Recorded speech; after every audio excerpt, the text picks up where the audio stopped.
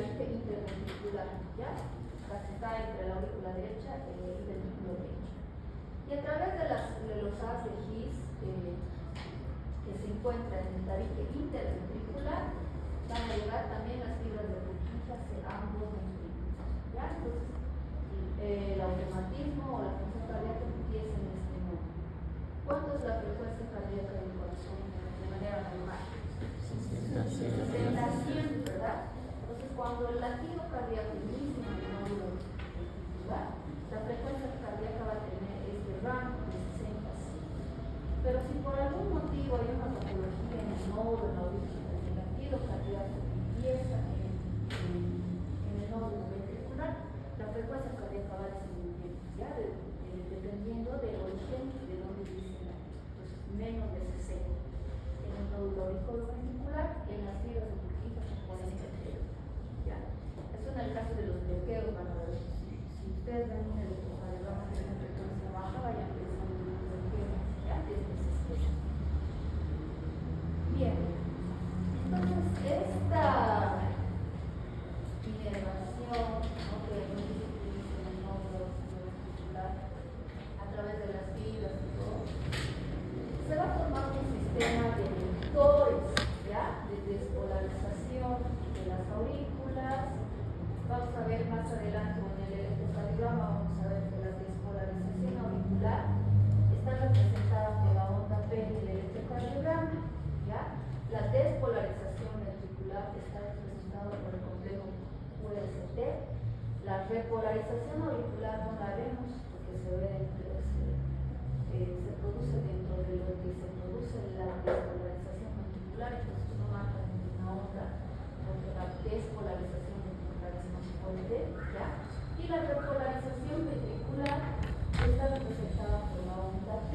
Vamos a ver que este sistema de vectores van a formar el trazo del electrocardiograma cuando veamos el electrocardiograma, ¿ya? Porque el electrocardiograma es un equipo que recoge esta actividad de oxigenación, ¿ya? La inervación está dada por dos arterias importantes, ¿no?, que provienen de la aorta, las dos primeras ramas, la arteria coronaria derecha y la arteria coronaria izquierda. Ya cuando veamos el tema del etapa 1 del miocardio, vamos a repasar con mayor detalle sus ramas también, qué parte del corazón inerva, para cuando leamos un electrocardiograma sospechemos el bloqueo de alguna de estas arterias, ¿ya? La sospecha de algunos. Bien, entonces, ¿qué hace el corazón? Esta actividad que hemos revisado va a aportar, va a remover gases, va a aportar nutrientes, hormonas, ya, los diferentes tejidos del cuerpo. Tiene que haber una homeostasis en la función, ¿ya? Ahora, el gasto débito cardíaco va a corresponder a la suma de los diferentes grupos regionales. ¿A qué hace referencia? Toda la cantidad de sangre que viene del retorno venoso cefálico y del tronco, o sea, por la vena cava superior, vena cava inferior, hace reflejo al gasto cardíaco, o sea, la cantidad de sangre que va a expedir el corazón. Y hace referencia a esto de la ley de Stalin: a mayor llenado, mayor volumen. Entonces, si llega mayor cantidad de sangre a las aurículas y a la aurícula derecha y al ventrículo derecho, sabemos que el ventrículo derecho va a la circulación pulmonar, ¿no?, a oxigenar, que a través de los vasos pulmonares la sangre llega a la aurícula izquierda, ¿no? Entonces, toda esa sangre que retorna y llena el ventrículo izquierdo, que sale a través de la aorta, es ese volumen de inyección. Cuando hay un accidentado, por ejemplo, o sea, hay una hemorragia, ¿qué es lo primero que hacen en las emergencias?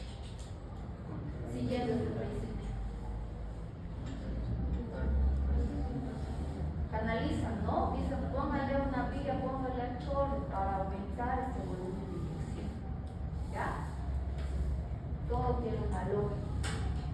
Inicialmente esto funciona, ¿no?, los primeros minutos cuando hay pérdida de sangre, pero ya más adelante van a ver que hay diferentes tipos de shock, ¿no? Y uno de ellos es cardiogénico, cuando la actividad constante del corazón está alterada, entonces necesita otro tipo de manejo, no solamente el volumen, ¿ya?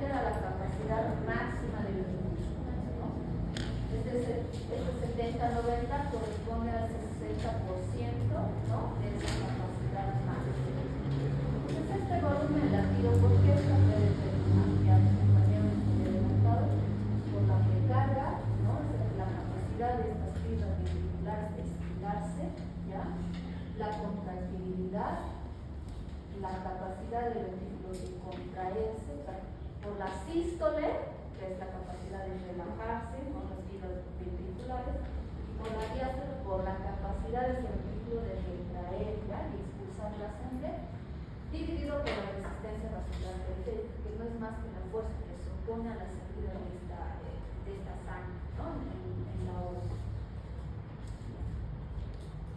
Ahora, este ciclo cardíaco de sístole y diástole que hemos mencionado acá, desde la función o del estiramiento y contractilidad, está determinada por la sístole y diástole, ¿ya?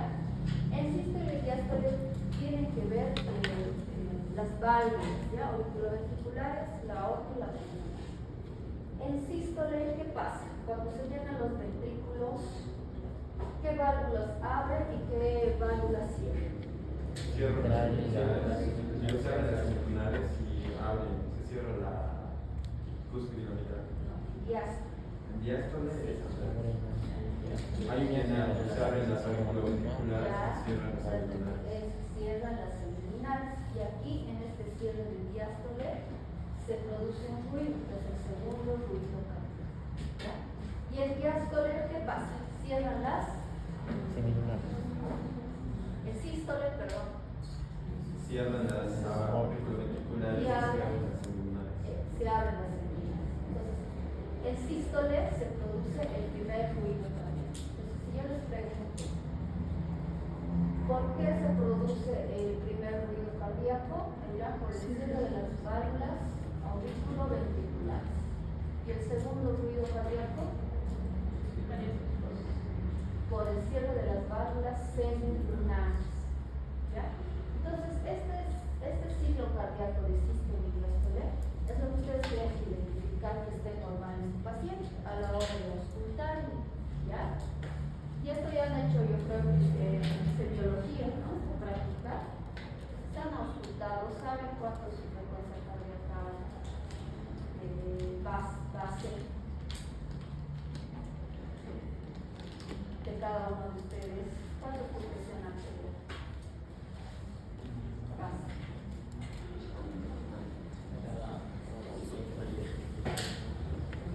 Tienen que saber cuánto es normalmente su frecuencia cardíaca, su presión arterial, ¿ya?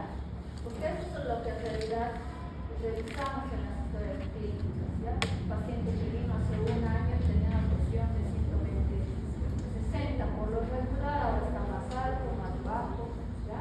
Siempre partimos de esos datos.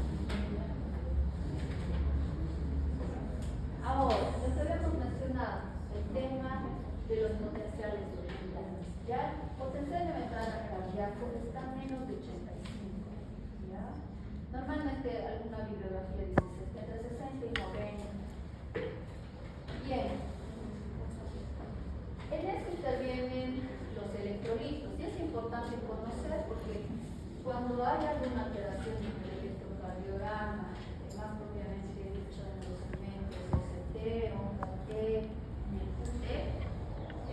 tenemos que sospechar de alguna alteración de estos electrolitos, ya sodio, potasio y calcio.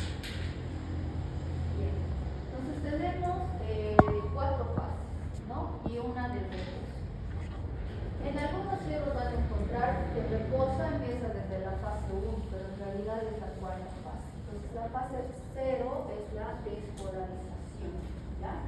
Entonces acá, como mencionaba su compañero, se abren los canales, ¿no?, de sodio, empieza la despolarización. Hay una pequeña fase de repolarización vascular, después viene la meseta y la despolarización. Ahora, la velocidad de conducción de esta despolarización, desde el nodo sinoauricular hasta las fibras del Purkinje, la velocidad va desde 0.3 a 0.5 metros segundo, ¿ya? Igual tiene que ver con los canales de calcio.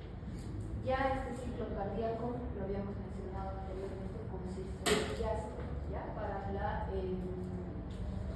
producción de los ruidos cardíacos.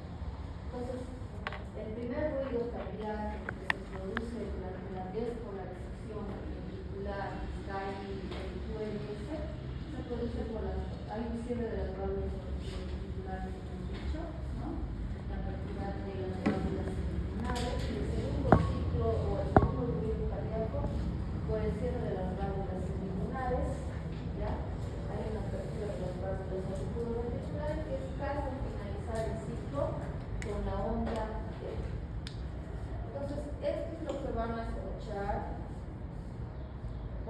ausculten el corazón.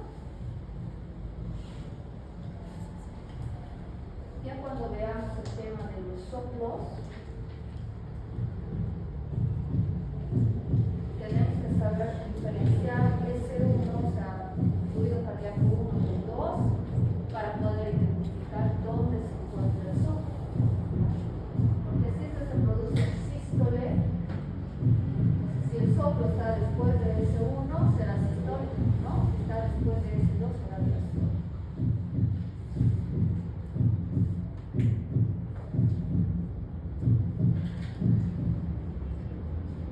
Bien, en semiología vamos a repasar de acuerdo a la patología lo que deberíamos observar, ¿ya? En cada patología. Siempre hay que observar los pulsos, palpar los pulsos, vamos a ver la expresión de los titulares, hay que medir la presión arterial, ¿no? Básicamente esas tres cosas se hacen en todos los pacientes que ustedes vayan examinando, ¿verdad? Ahora, la palpación, la percusión quedó atrás, ¿no? En cardiología, con la llegada de los estudios complementarios, ahora se hace radiografía, ecografía, pueden hacer tomografía, resonancia magnética, varios estudios para ver la morfología. Antes, pues, tenían que percutir, ¿no? Para ver si exactamente el corazón estaba ahí, pero ahora haciendo la radiografía pueden tener la ubicación del corazón, ¿ya? Y la auscultación, que es muy importante, vayan practicando, por favor, ya solo para en realidad para su práctica médica, les va a servir mucho porque cuando llegan al internado no saben si es normal, está bien, está mal, ¿ya? Entonces, hay que aprender a auscultar. Y eso empieza por ustedes mismos. Bien, ¿tienen alguna duda? Porque esto es un repaso. Entonces, con todo lo que hemos explicado ya hemos podido responder a las preguntas, ¿ya? No se van a olvidar por favor que existe el diálogo constante, las válvulas, ¿ya? Porque eso va a depender